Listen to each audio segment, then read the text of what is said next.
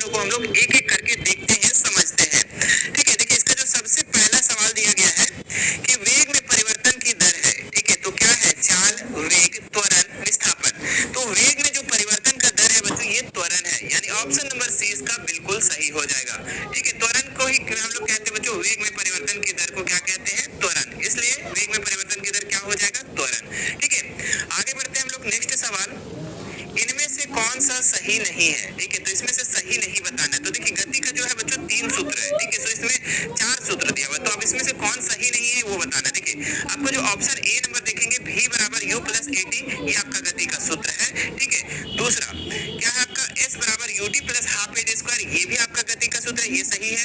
ठीक है, तीसरा में आ जाइए, v बराबर u स्क्वायर प्लस 2s, ये भी आपका गति का सूत्र है, ये भी आपका सही है। चौथा देखिए, v square plus u square बराबर 2s, ये बच्चों गलत है। ठीक है, ये आपका सही नहीं है। ठीक है, ये जो है ना सही नहीं है। क्यों? क्योंकि यहाँ पे आपको u जो दिया हुआ है प्लस में दिया हुआ, अगर हम u को ये साइड कर देते हैं तो माइनस में हो जाएगा, जो कि नहीं होना चाहिए। ठीक है, u के बराबर u स्क्वायर प्लस 2s होना चाहिए, लेकिन अगर हम ये साइड इसको ले जाते हैं तो माइनस में हो जाएगा। ठीक है, इसीलिए ये सूत्र जो है ये बिल्कुल गलत है। ठीक है, आगे बढ़ते हम लोग। नेक्स्ट सवाल क्या दिया हुआ है, एक कार 2 घंटा में 100 किलोमीटर की दूरी तय करती है, इसकी औसत चाल क्या होगी? ठीक है, तो 100 किलोमीटर प्रति घंटा, 50 किलोमीटर प्रति घंटा, 200 किलोमीटर प्रति घंटा या फिर 102 किलोमीटर प्रति घंटा। तो देखिए एक इसका औसत चाल निकालना है, तो औसत चाल का फॉर्मूला क्या होता है पता है आपको? औसत चाल, औसत चाल का जो फॉर्मूला होता है बच्चों कि कुल दूरी बटा कुल समय। ठीक है, तो दूरी बटा क्या होता है? समय। कुल दूरी बटा कुल समय। तो दूरी यहाँ पे कितना दिया हुआ है? तो दूरी आप देख सकते हैं 100 किलोमीटर, तो 100 लिख दो, और समय कितना है? 2 घंटा, तो 2 घंटा से डिवाइड कर दो, तो कितना हो जाएगा यहाँ? 50 दूनी 100। क्या हो जाएगा? 50 दूनी 100, यानी 50 किलोमीटर प्रति घंटा इसका क्या हो जाएगा? राइट आंसर हो जाएगा। कहाँ पे मेरे प्यारे बच्चों? Option number B. Option number B इसका बिल्कुल सही जवाब हो जाएगा। क्लियर है?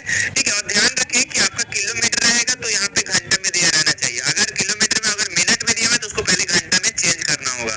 ठीक है, तो इस चीजों का भी आप ध्यान रखेंगे, छोटे छोटे चीजों को। अगला देखिए 4 नंबर क्या है, किसी वस्तु के जड़त्व की माप क्या है? द्रव्यमान, बल, चाल या संवेग। ठीक है, तो कोई भी वस्तु का जो जड़त्व का माप होता है बच्चों उसका द्रव्यमान होता है। क्या होता है? द्रव्यमान। जितना भारी रहेगा उसका उतना ज्यादा जड़त्व होगा। ठीक है, जैसे एक एग्जाम्पल देते हैं बच्चों। ठीक है, हम 4 एग्जाम्पल देते हैं जो कि पिछला हम मॉडल पेपर में आपको करवा चुके हैं। ठीक है, देखिए साइकिल, ठीक है, साइकिल, बस, रेलगाड़ी, तीनों का सबसे ज्यादा जड़त्व किसका होगा? ये आप हमें कमेंट करके बताएंगे। क्या क्या बोले हम? साइकिल, बस, रेलगाड़ी। ठीक है, तो इस तीनों का बताइए कौन सा होगा, या फिर तीनों का बराबर होगा, ये भी आप कमेंट करके बताएंगे। ठीक है, चलिए तो इसका हो गया 4 का। 5 नंबर में आ जाओ। ठीक है, 5 नंबर में क्या है, 2 केजी द्रव्यमान वाली वस्तु को 5 मीटर पर सेकंड स्क्वायर की दर से त्वरित करने में कितना बल की आवश्यकता होगी? ठीक है, तो 2 केजी द्रव्यमान, यहाँ पे मास दे रखा है और आपका एक्सीलरेशन यानी 5 मीटर पर सेकंड स्क्वायर दिया हुआ है, त्वरित किया हुआ है, तो बल कितना होगा? तो बल का जो सूत्र होता है बच्चों ये F बराबर ma। क्या होता है? F बराबर ma। ठीक है, तो देखिए फोर्स निकालना, आपको बल निकालना है। m कितना दिया हुआ है? द्रव्यमान कितना दिया हुआ है? 2 केजी। एक्सीलरेशन कितना दिया हुआ है? 5, तो 2 बचे 10, तो 10 इसका न्यूटन इसका राइट आंसर हो जाएगा, क्योंकि बल का सही मात्रक आपका न्यूटन होता है, इसलिए इसका आंसर जो आएगा वो न्यूटन में आएगा। ठीक है, ऑप्शन नंबर 20 का बिल्कुल सही जवाब हो जाएगा। अगले सवाल की तरफ आइए। रॉकेट का प्रणोदन किस सिद्धांत पर आधारित है? ठीक है, तो संवेग संरक्षण का सिद्धांत, या फिर ऊर्जा संरक्षण का सिद्धांत, या फिर द्रव्यमान संरक्षण का सिद्धांत, इनमें से कोई नहीं। तो इसका जो राइट आंसर हो जाएगा आप लोगों का ऑप्शन नंबर ए, संवेग संरक्षण का सिद्धांत। ठीक है, रॉकेट का जो प्रणोदन है ये किस सिद्धांत पर आधारित है? तो ये संवेग संरक्षण का सिद्धांत पर। चलिए अगले सवाल की तरफ बढ़ते हैं। क्या है? सार्वत्रिक गुरुत्वीय स्थिरांक जी का इकाई मात्रक क्या है? ठीक है, तो गुरुत्वीय स्थिरांक का जो जी का इकाई मात्रक है बच्चों वो क्या है आपका? तो वो आपका है न्यूटन मीटर स्क्वायर पर केजी स्क्वायर, यानी कि ऑप्शन नंबर सी इसका बिल्कुल सही जवाब हो जाएगा। ठीक है, देखिए आप लोग हम लिख करके इसलिए बताते हैं ताकि आपका दिमाग में छप जाए। ठीक है, हाँ, वरना हम सिर्फ लिख करके और आगे निकल जाते। क्या है? अगले सवाल की तरफ आते हैं। 8 नंबर, जब किसी तरल में किसी वस्तु को डुबोने पर तरल द्वारा उस वस्तु पर ऊपर की ओर लगने वाला बल कहलाता है। क्या कहलाता है? गुरुत्वाकर्षण बल, उत्प्लावन बल, चुंबकीय बल, घर्षण बल। ठीक है, तो जब भी हम कोई भी वस्तु को अगर हम डुबोते हैं, ठीक है, मान लीजिए कि आप पानी में है ना, एक जग पानी में, एक बाल्टी पानी में आप क्या करो, कुछ जग वगैरह आप नीचे धकेलने का प्रयास करो, तो क्या होगा कि वो पानी जो है ऊपर की ओर धकेलेगा। तो ये कौन सा बल के कारण? तो ये उत्प्लावन बल के कारण। ऑप्शन नंबर 20 का बिल्कुल सही जवाब हो जाएगा। एग्जाम सर पर और आपको करना है परफेक्ट रिवीजन एलन ऐप के फ्री रिवीजन कोर्सेज के। अगले सवाल की तरफ आइए। गतिज ऊर्जा का व्यंजक क्या है? वेरी वेरी इंपॉर्टेंट सवाल मेरे प्यारे बच्चों। ठीक है, गतिज ऊर्जा का व्यंजक यानी कि काइनेटिक एनर्जी का क्या फार्मूला होता है? तो इसका फार्मूला होता है काइनेटिक एनर्जी का 1/2 mv²। क्या होता है? 1/2 mv², यानी ऑप्शन नंबर 20 का बिल्कुल सही जवाब हो जाएगा। अगले सवाल की तरफ बढ़िए। क्या दिया हुआ? यदि किसी पिंड का विस्थापन शून्य है तो बल द्वारा उस पिंड पर किया गया कार्य क्या होगा? ठीक है, किया गया कार्य होगा। तो देखिए, जब भी कोई भी किसी पिंड का अगर विस्थापन शून्य है, ठीक है, मतलब यहाँ से वहां, मतलब कि विस्थापन शून्य है, ठीक है, डिस्प्लेसमेंट अगर शून्य है तो बल द्वारा उस पिंड पर किया गया कार्य 0 जूल के बराबर होगा, 0 जूल के बराबर होगा, यानी ऑप्शन नंबर ए इसका सही जवाब हो जाएगा। अगले सवाल की तरफ आइए। ऊर्जा का व्यावसायिक मात्रक क्या है? काफी इंपॉर्टेंट सवाल है बच्चों। ठीक है, commercial unit of energy is क्या होगा? KWH किलोवाट घंटा, ऑप्शन नंबर 20 का बिल्कुल सही जवाब हो जाएगा। चलिए अगले सवाल की तरफ आइए। ध्वनि तरंगे होती है, कितने बार बता चुके हैं आपको कि जो ध्वनि तरंगे होती है वो अनुदैर्ध्य तरंग होती है, ऑप्शन नंबर 20 का राइट हो जाएगा। सामान्य मनुष्य के कानों के लिए सर्वथा प्रयास क्या है? ठीक है, तो सामान्य एक जनरल मानव के लिए, जनरल ह्यूमन के लिए, एवरेज ह्यूमन के लिए उसका सर्वथा प्रयास कितनी होनी चाहिए? उसकी सुनने की शक्ति कितनी होनी चाहिए? तो याद रखिएगा 20 हर्ट्ज से 20,000 हर्ट्ज तक। ठीक है, 20,000 हर्ट्ज तक। ठीक है, इससे ज्यादा नहीं सुन सकता है एक मनुष्य और इससे कम भी नहीं सुन सकता है। अगर इससे ज्यादा अगर उसको साउंड सुनाई दिया तो वो बहरा हो जाएगा, सिंपल सी बात है। ठीक है, अगर उससे कम सुनाई दिया, सुनाई भी नहीं देगा क्योंकि उससे कम सुनाई ही नहीं देगा। वो अगर वो क्या है ना, चूहा बिल्ली कुत्ता वगैरह को सुनाई देता है, देखते हैं आप, हल्का सा भी सट से आवाज करता है तो एकदम चूहा भागता धड़ाम से, क्यों? क्योंकि वो कम साउंड को सुन सकता है, लेकिन हम लोग नहीं, उस कम साउंड को नहीं सुन सकते।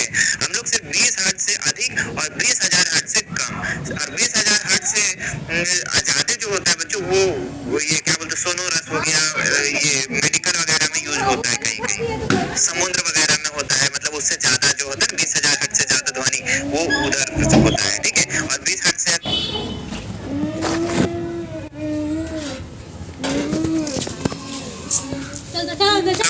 लोग नहीं सुन सकते और 20,000 हर्ट्ज से ज्यादा नहीं सुन सकते, मतलब इसी के बीच में हम लोग सुन सकते हैं। समझ में आया बात? चलो, तो कौन सा ऑप्शन हो जाएगा बाबू? तो ऑप्शन नंबर ए हो जाएगा, ऑप्शन नंबर ए हो जाएगा। ठीक है, चलिए अगले सवाल की तरफ आइए।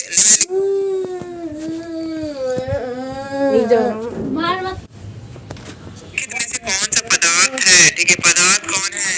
ठीक है, which of the following is a matter? ठीक है, तो कौन सा पदार्थ है? ठीक है, तो पदार्थ जो स्थान को घेरती है और जिसका कोई ना कोई आयतन हो, ठीक है, तो वो आपका पदार्थ होता है। ठीक है, तो देखिए स्नेह जो होता है, माँ अपने बच्चों से जो प्यार करती है, क्या ये पदार्थ है?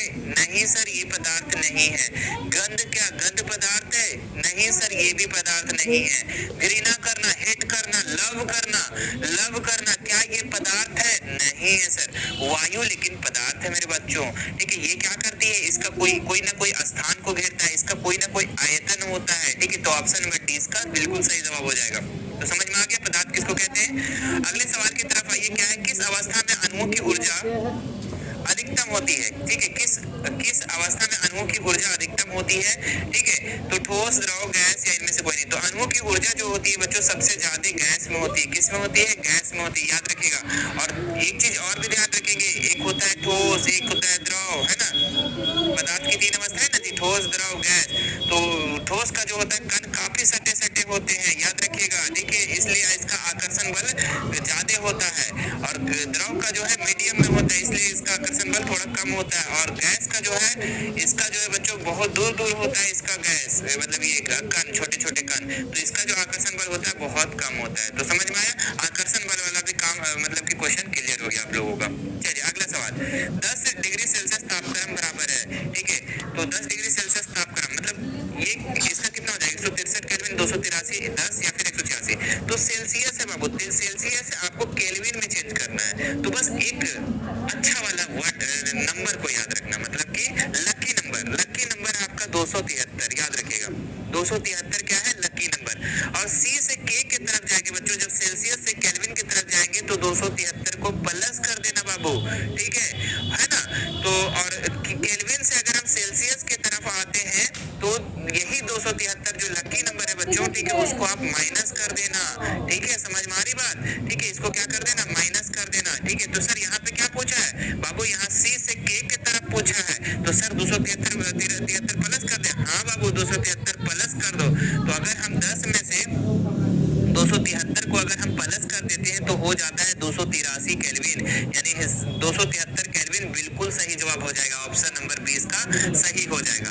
समझ में आया, ठीक है। ट्रिक एक और भी हम आपको बताते हैं, वो समझिएगा, ठीक है, कि कैसे आप लोगों को सी से के और के से सी की तरफ आइएगा, ठीक है। अगर केल्विन दिया रहेगा तो सेल्सियस में आपको माइनस कर देना है 273 को, और सेल्सियस दिया रहेगा केल्विन में तरफ जाना है तो 273 को प्लस कर देना है। अब ट्रिक क्या है, देखो बाबू, सी क्या है, सी एबीसीडी में पहले आता है, और के क्या होता है, बाद में आता है। मतलब कि छोटा से अगर आप बड़ा के तरफ जाओगे तो बताओ, मतलब कि छोटा से बड़ा की तरफ जाओगे तो प्लस करोगे ना, हाँ सर प्लस करेंगे, है ना। और अगर बड़ा से के बड़ा है और सी छोटा है तो के क्या है, बड़ा है ना, और सी छोटा है, तो बड़ा से छोटा की तरफ जब आओगे तो माइनस करोगे कि नहीं करोगे, माइनस करोगे। तो यही है आपका ट्रिक, याद रखिएगा। जब छोटा से बड़ा की तरफ जाएंगे तो 273 को प्लस कर देना, और बड़ा से छोटा की तरफ आएंगे तो 273 को माइनस कर देना। समझ में आया? किसको किसको एक ट्रिक अच्छा लगा एकदम नीचे कमेंट करेंगे फटाक से, ठीक है, कमेंट करेंगे कि 11:25 में हमको बहुत अच्छा लगा, ठीक है। चलिए अगले सवाल की तरफ आइए। अब बस एक नजर में करो हाइकिंग ट्रिप की तैयारी, गूगल सर्च पे ढूंढेंगे तो मिलेगा। टमाटर का टिक टिक लगाओ, इसमें सस्ता नहीं मिला जाए, एकदम फ्रेश है, पूरी टाइम का टाइम।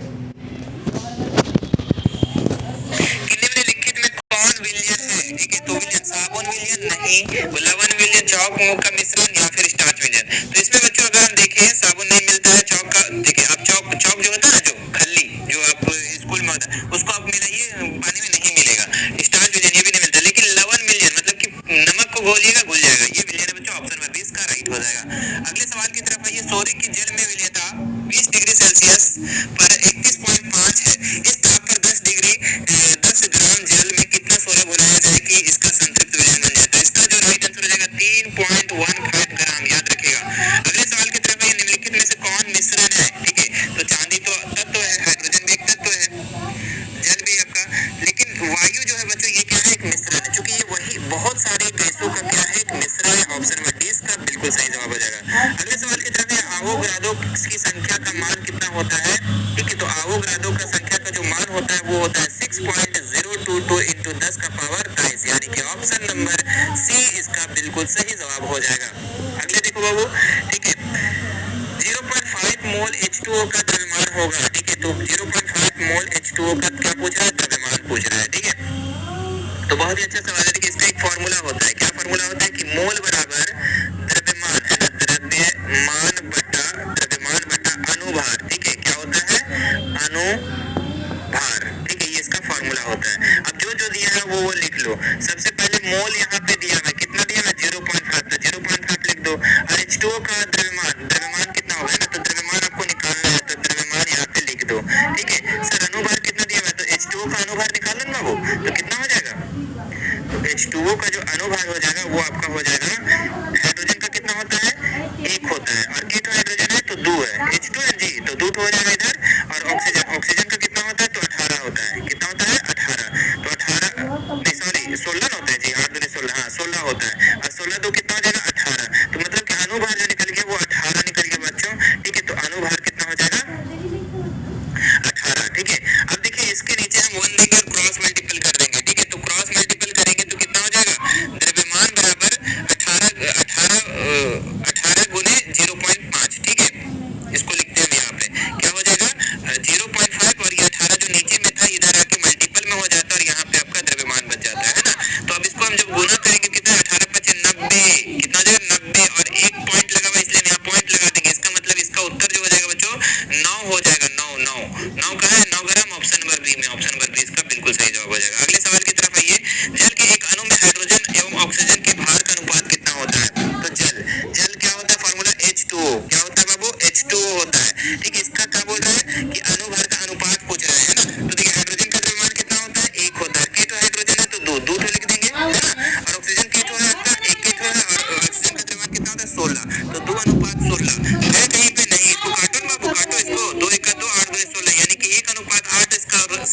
जाएगा, ऑप्शन नंबर बी।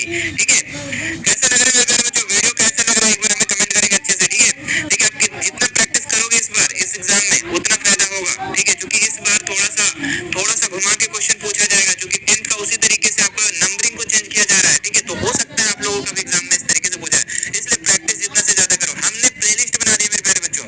ठीक है, प्लेलिस्ट बना दिया है जिसमें से बहुत सारे मॉडल पेपर, हमको लगता है 7, 8 से 10 मॉडल पेपर आपको हम उसमें करवा चुके हैं। ठीक है, तो जाकर देख सकते हैं, प्लेलिस्ट डिस्क्रिप्शन में भी डाल देंगे, वहां से देख सकते हैं, या फिर हम आपके व्हाट्सएप जो ग्रुप है ना, व्हाट्सएप चैनल, वहां पे भी हम लिंक को डाल दिए, तो व्हाट्सएप चैनल में हमारा जुड़ जाओ, उसका लिंक डिस्क्रिप्शन में दिया हुआ है। व्हाट्सएप चैनल में जुड़ेंगे, वहां से आपको सारा प्लेलिस्ट एक में मिल जाएगा। मैथ का तैयारी करना है मैथ के करो, साइंस का करना है साइंस का करो, सोशल साइंस का करना है सोशल साइंस, जिसका करना है मेरे प्यारे बच्चों उसका कर सकते हैं आप, टेंशन नहीं लेना है। ठीक है, क्योंकि कैफ सर आपके साथ है। ठीक है, टेंशन नहीं लेना। चलिए अगले सवाल की तरफ आते हैं। क्या रदरफोर्ड का अल्फा कण प्रकीर्णन का प्रयोग किसकी खोज? ते हे जेव्हा काय करता रे हे जेव्हा पढ़ा रे सिटी मॉल के साथ बनाइए ये त्योहार सीजन और भी खास। 1 किलो चीनी केवल 29 रुपए में, 1 लीटर फॉर्च्यून। ऊपर वाले क्वेश्चन नहीं किए थे हम लोग, टेस्ट कर लो पहले। हाइड्रोजन परमाणु बहस किए थे ना जी, बहस हाँ किए थे। चलो 23 नंबर में आ जाओ। हाइड्रोजन परमाणु का कौन सा कण नहीं होता है? तो हाइड्रोजन परमाणु में कौन सा कण नहीं होता है बच्चों? तो ये आपका न्यूट्रॉन नहीं होता है, न्यूट्रॉन नहीं होता है। ठीक है, याद रखिएगा। रदरफोर्ड का अल्फा कण प्रकीर्णन का प्रयोग किस खोज के लिए उत्तरदायी है? तो ये आपका परमाणु केंद्रक का ऑप्शन नंबर ए इसका बिल्कुल सही जवाब हो जाएगा। अगले सवाल की तरफ आइए। क्लोरीन आयन में संयोजकता इलेक्ट्रॉनों की संख्या कितनी है? ठीक है, तो सबसे पहले जान लो कि क्लोरीन का कितना होता है। ठीक है, तो क्लोरीन का जो होता है आपका, इसका 17 नंबर होता है ना, 17 होता है ना जी। हाँ, तो 17 को हम लोग अगर इसको बांटे तो कितना हो जाएगा? पहला घर में 2, दूसरा घर में 8, 8 2 10 और तीसरा घर में 7, और इसका संयोजकता कितना हो जाएगा? 1 हो जाएगा। क्यों? क्योंकि इसका जो तीसरा का घर है 7, उसमें 1 घट रहा है, तो 1 संयोजकता हो जाएगा। ठीक है, साढ़े 7 हो जाएगा, तो 7 और में हम लोग क्या कर देंगे? 1 को जोड़ देंगे, तो ये आपका क्लोरीन आयन का हो जाएगा। ठीक है, तो ऑप्शन नंबर कहाँ चला गया? बी इसका राइट हो जाएगा। ठीक है, 8। अगला सवाल देखो, इलेक्ट्रॉन सूक्ष्मदर्शी का अधिकतम आवर्धन कितना होता है? ठीक है, तो ये आपका होता है 2 लाख x, 2 लाख गुना, ऑप्शन नंबर 4 इसका राइट हो जाएगा। ठीक है, चलिए अगले सवाल की तरफ है। पादप और जंतु कोशिका का प्रमुख अंतर क्या है? ठीक है, तो पादप और जंतु कोशिका में प्रमुख क्या अंतर है? पोषण संबंधी, गति संबंधी, वृद्धि संबंधी, श्वसन संबंधी। तो इसका जो राइट आंसर हो जाएगा आप लोग का पोषण संबंधी। क्या हो जाएगा? पोषण संबंधी। तो ये अंतर है ऑप्शन नंबर ए। अगला सवाल आओ। मूंगफली और बादाम के छिलकों में पाए जाते हैं, क्या पाए जाते हैं बच्चों? तो ये स्क्लेरेट्स है ना, सोलेरेट्स, यानी ऑप्शन नंबर 3 इसका राइट हो जाएगा। अगला देखो क्या दिया हुआ है। कौर कोशिकाओं में पाया जाता है, तो कौर कोशिका में क्या पाया जाता है? कौर कोशिका में क्या पाया जाता है? ये पाया जाता है सुब्रीन, याद रखिएगा, ऑप्शन नंबर 3 इसका राइट हो जाएगा। कॉन्ड्रियोब्लास्ट कोशिकाएं पाई जाती है, किसमें पाई जाती है बच्चों? कॉन्ड्रियोब्लास्ट, तो ये पाई जाती है आप लोगों को उपास्थि में, यानी ऑप्शन नंबर 3 इसका राइट हो जाएगा। ज्वाला कोशिकाएं पाई जाती है, तो ज्वाला कोशिकाएं कहाँ पाई जाती है बच्चों? ये आपका पाया जाता है टेप वर्ग में। ठीक है, टेप वर्ग में, ऑप्शन नंबर 1 इसका राइट हो जाएगा, टेप वर्ग में। मेंढक क्या है? तो मेंढक क्या है? उभयचर, सरीसृप या फिर कृमि या ऑर्थोप्रोड। ठीक है, तो मेंढक जो है बच्चों ये आपका जमीन में भी रहता है और जल में भी रहता है। ये क्या है? उभयचर, ये दोनों में रहता है ना। अगले सवाल की तरफ आइए। क्या है? एनालिडा में पाए जाने वाले उत्सर्जन तंत्र को कहते हैं, तो क्या कहते हैं? गुर्दा, नेफ्रेडिया या फिर ऑरिओल या फिर स्पेरिकल। ठीक है, तो इसका जो राइट उत्तर हो जाएगा बच्चों आप लोग का नेफ्रेडिया। ठीक है, एनालिडा में क्या क्या होते हैं? केचुआ हो गया, जोंक हो गया। ठीक है, तो उसका जो उत्सर्जन तंत्र को क्या कहते हैं? तो नेफ्रेडिया कहते हैं। अगला सवाल देखो। एक विश्वव्यापी बीमारी है, विश्वव्यापी कौन सी बीमारी है? एड्स। एड्स जो है बच्चों आपका विश्वव्यापी बीमारी है, एड्स, ऑप्शन नंबर 4 इसका सही जवाब हो जाएगा। चलिए अगले सवाल की तरफ आइए मेरे प्यारे बच्चों। एक संक्रामक रोग है, संक्रामक रोग क्या है? जो एक शरीर से दूसरे शरीर में फैल जाता है ना, तो वो आपका क्या हो जाएगा? हृदय रोग, कैंसर, कुष्ठ रोग, हैजा। तो हैजा इसका राइट आंसर हो जाएगा, ऑप्शन नंबर डी। चलिए अगले सवाल की तरफ आइए। कौन प्राकृतिक संपदा नहीं है? तो प्राकृतिक संपदा कौन है बच्चों? खेत, जल, वायु, कोयला। ठीक है, तो ये आपका प्राकृतिक संपदा है, वायु भी प्राकृतिक संपदा है। ठीक है, और कोयला भी है, लेकिन खेत जो है बच्चों ये आपका प्राकृतिक संपदा नहीं है। क्यों? क्योंकि खेत हम लोग खुद बनाते हैं, वो प्राकृतिक तरीके से नहीं दिया हुआ है। हाँ, यही खेत की जगह में अगर भूमि लिखा रहता, खेत की जगह में भूमि लिखा रहता तब प्राकृतिक संपदा होता है, लेकिन खेत हम लोग खुद से बनाते हैं। ऑप्शन नंबर 1 इसका राइट हो जाता है। ओजोन है क्या? ओजोन क्या है? द्रव, वाष्प, ठोस, गैस। तो आपको पता है मेरे प्यारे बच्चों, ओजोन क्या है? गैस है। ओजोन क्या है? गैस है। ठीक है, और ओजोन कौन सा मंडल में पाया जाता है वो आप हमें कमेंट करके बताएंगे। ठीक है, और वो जो है ना मंडल, वो धीरे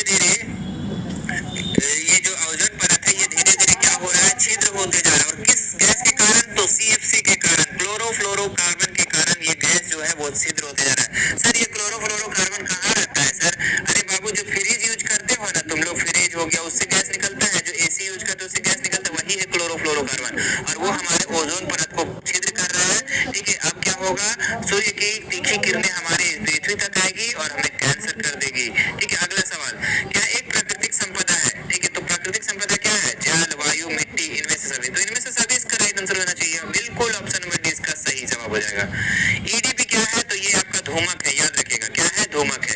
एक सूक्ष्म पोषक तत्व क्या है,